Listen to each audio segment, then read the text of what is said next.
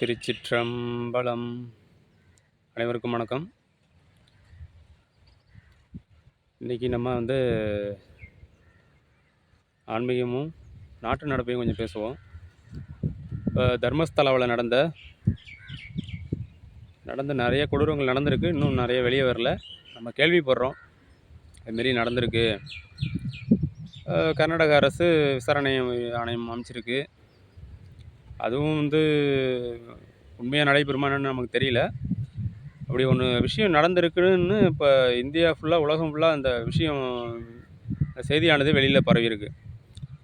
இன்னொன்று, நம்ம இலங்கையில்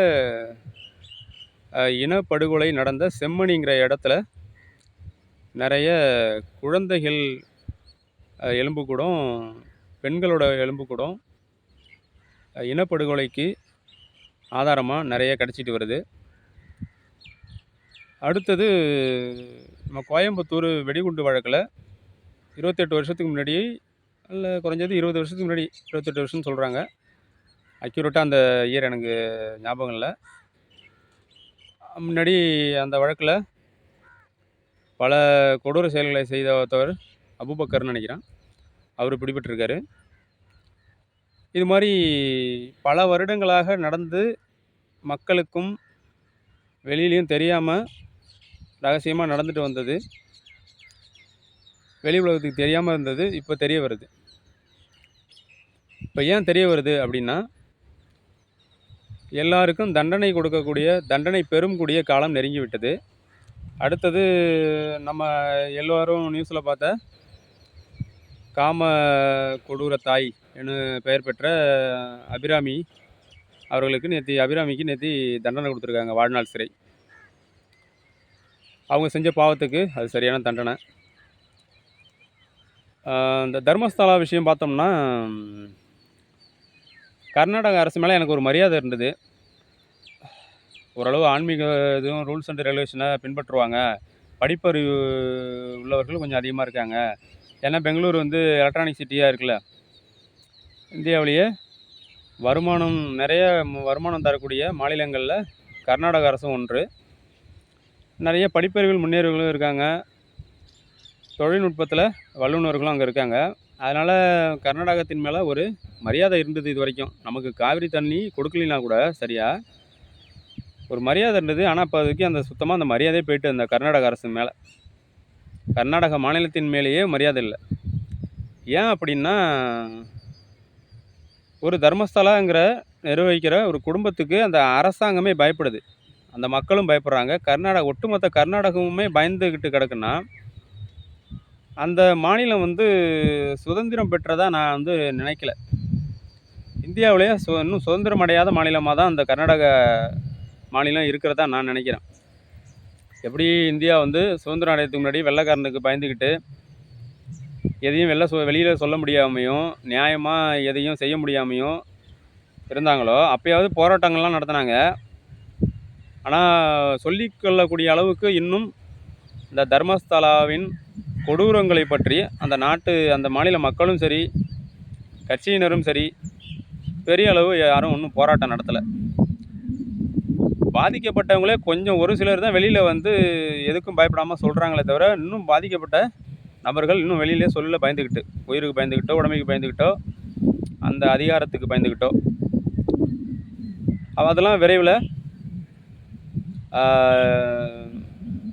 யார் குற்றவாளின்னு கண்டுபிடிச்சி இறைவனால் கண்டுபிடிக்கப்பட்டு எல்லோருக்கும் தண்டனை வழங்கப்படும். இந்த கட்டத்தில் பல வருடங்களுக்கு, 30 ஆண்டுகளுக்கு மேலே இருக்குன்னு சொல்கிறாங்க அங்கே நடந்து வர குற்றங்கள். அது இந்த நேரத்தில், இந்த 2025 வெளியாகிருக்கு பாருங்கள்.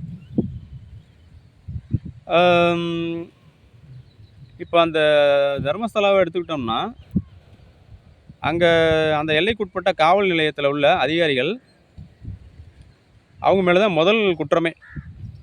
நீங்கள் கரெக்டாக யோசிச்சிங்கனாவே, ஒரு டிடெக்டிவ்கிட்ட, ஒரு சிபிஐடியோ, ஒரு குற்றத்தை கண்டுபிடிக்க சொல்லி ஒரு காவலர் டீமுக்கிட்ட இதை ஒப்படைச்சிங்கன்னா, முதல்ல குற்றம் சுமத்தக்கூடிய ஆட்களாக அவங்க யாரை காட்டுவாங்கன்னா, அந்த தர்மஸ்தலா இருக்கக்கூடிய எல்லைக்குட்பட்ட காவல் நிலையத்தில் இது வரைக்கும் பணிபுரிந்தவங்கள தான் குற்றவாளியாக காட்டுவாங்க, காவலர்கள்.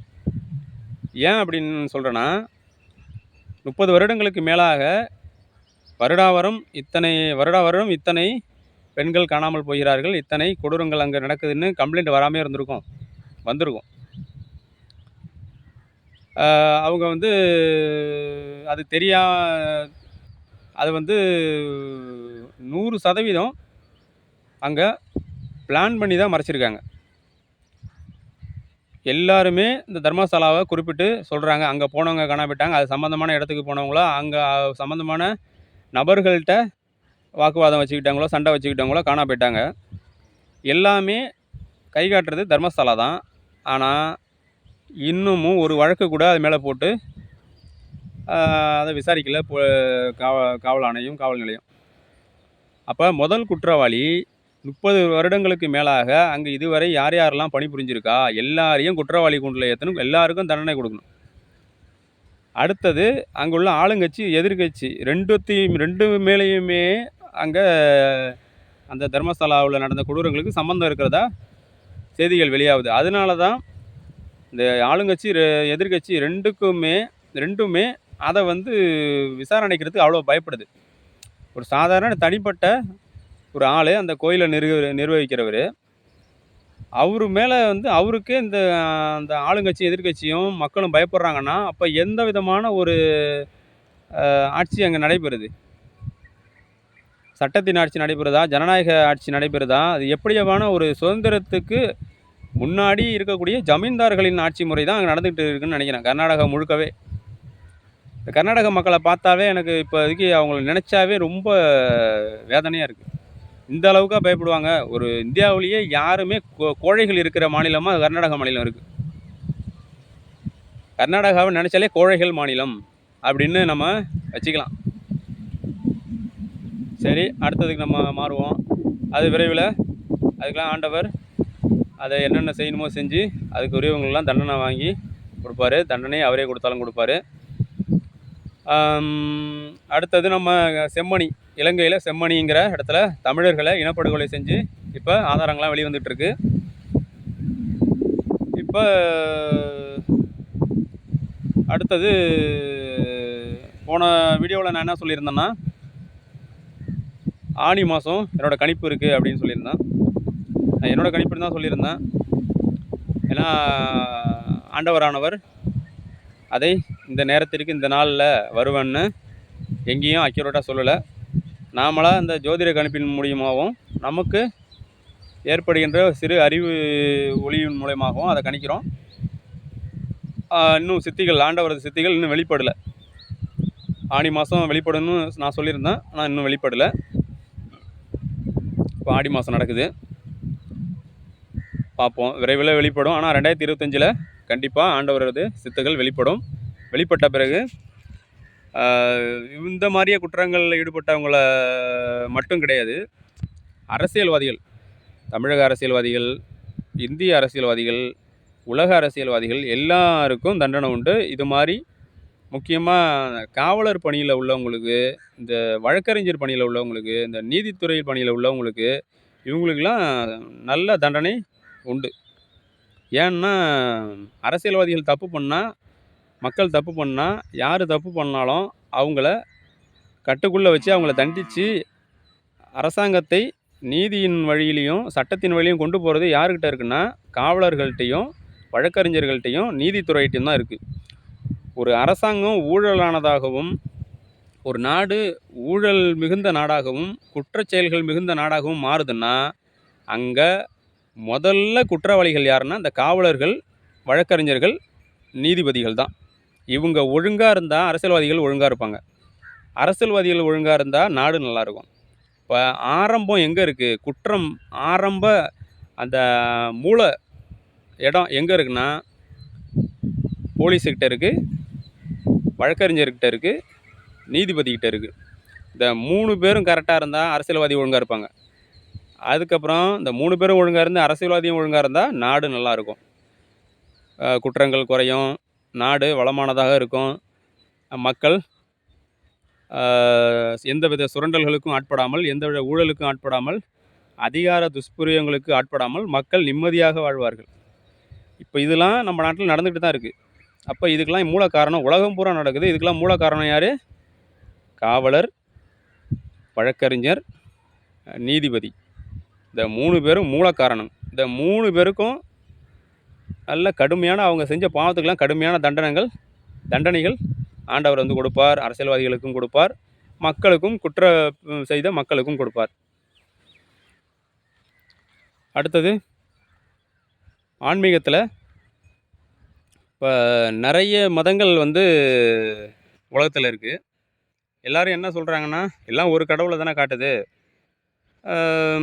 எல்லாத்தையும் ஒரே இதாக ஏற்றுக்க வேண்டியதானே. ஒருத்தர் கிறிஸ்தவராக இருக்கார், ஒருத்தர் இஸ்லாமியராக இருக்கார், ஒருத்தர் புத்த மதத்தை சார்ந்தவராக இருக்கார், ஒருத்தர் இந்து மதத்தை சார்ந்தவராக இருக்கார், ஒருத்தர் இந்து மதத்துலேயும் நான் சைவம் வைணவம் இருக்கார், அதை தாண்டி ஒருத்தர் நான் சுத்த சன்மார்க்கம்ங்கிறாரு. இப்போ எல்லாம் உண்மையை காட்டுதா? ஏன் மக்கள் விலகி நிற்கிறாங்க? ஏன் பிரிஞ்சு நிற்கிறாங்க? எல்லாதும் ஒரே இறைவனை தான் காட்டுதா? இல்லை கடவுளை அடையிறதுக்கு ஒரே வழியை தான் காட்டுதா? அப்படின்னா நம்ம இந்து மதத்தில் பார்த்த வரைக்கும் கடவுள் அப்படிங்கிற ஒரு இருப்பை சுற்றி ஒரு வளையம் போட்டோம்னா, முதல் வளையம் போட்டோம்னா அது சுத்த சன்மார்க்கமாக இருக்குது. ஒரு பாயிண்ட்டை பின் பண்ணுறீங்க, ஒரு புள்ளி வைக்கிறீங்க, அதை சுற்றி ஒரு வளையம் வரைகிறீங்க, சர்க்கிள். அது அந்த முதல் சர்க்கிள் சுத்த சன்மார்க்கம். அதுக்கு வெளியில் இன்னொரு சர்க்கிள் வரைகிறீங்க, அது சைவம். அதுக்கு வெளியில் இன்னொரு சர்க்கிள் வரைகிறீங்க, அது வைணவம். அதை சுற்றி இன்னொரு சர்க்கிள் வரைஞ்சிட்டு போகிறீங்க. அப்படியே வெவ்வேறு மதமாக வெளியிலேயே அந்த சர்க்கிள் அடுத்தடுத்த சர்க்கிளாக அடுத்தடுத்த வளையங்களாக போயிட்டே இருக்குது. கடவுள்கிட்ட நெருங்கணும்னா இந்த உள்ளே உள்ள சர்க்கிளுக்கு கொஞ்சம் கொஞ்சமாக நம்ம நகர்ந்து அந்த உள்ளே இருக்கிற மெயின் பாயிண்டான கடவுளுங்கிற புள்ளிக்கு நம்ம உள்ளே போய் அந்த கடவுளுங்கிற புள்ளியை தொடணும்னா இத்தனை சர்க்கிள்லேயும் நம்ம கடந்து உள்ளே வந்தாகணும். நீங்கள் கிறிஸ்தவராக இருந்தால் உங்களுக்கு முன்னாடி இருக்கிற கடவுளை அடையக்கூடிய புள்ளிக்கும் உங்களுக்கும் இடையில் உள்ள சர்க்கிள்களை தாண்டி உள்ளே வந்தாக வேண்டும். வைணவத்தில் இருக்கீங்கன்னா நீங்கள் சைவத்துக்கு உள்ளே வந்தாகணும். சைவத்துக்கு இருக்கீங்கன்னா அடுத்த சர்க்கிள் கடவுள்கிட்ட இருக்கிற சர்க்கிளான சுத்த சன்மார்க்கத்துக்கு வந்தாகணும். அடுத்த கடைசி சர்க்கிளான அந்த சுத்த சன்மார்க்கத்துக்கு வந்துக்கிட்டிங்கன்னா கடவுளுங்கிற புள்ளியை நெருங்கிட்டீங்க. அடுத்தது கடவுளாகவே ஆகிடுவீங்க. இதுதான். இது குறித்து ஆழமாக அடுத்த வீடியோவில் பேசுவோம். அது வரைக்கும் நன்றி, வணக்கம்.